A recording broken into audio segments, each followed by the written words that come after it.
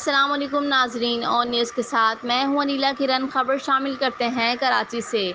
Hasan square चौक centre के करीब होने वाले मुबीना पुलिस गर्दी का वाक़या। मुबीना पुलिस एहलकारों की फायरिंग से शहरी ज़ख्मी। फायरिंग से ज़ख्मी होने वाले शहरी शाहरा से गुजर रहा था।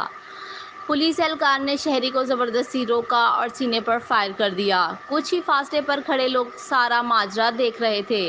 लोगों को करीब आता देखकर बावर्दी पुलिस एहलकार भाग निकले। देखें ये भाई ये इधर खड़े हुए थे, पुलिस वालों ने इनको के ऊपर फायर मारा है। ठीक है, फजूल में ना कुछ करना ना करना, बिना वजह फायर मारा है। वो फायर मार के पुलिस वाले भाग गए।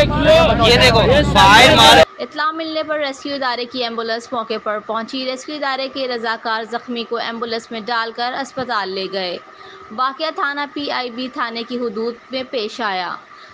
वाक़या रात 9 बजे कर 18 मिनट पर पेश आया। जराए रिपोर्ट करते हैं crime reporter Mohammad Rashid Qadri, on news Karachi. Like करें, कमेंट करें, शेयर करें और बेल आइकन को प्रेस करना मत भूलें। देखते रहिए ऑन न्यूज़।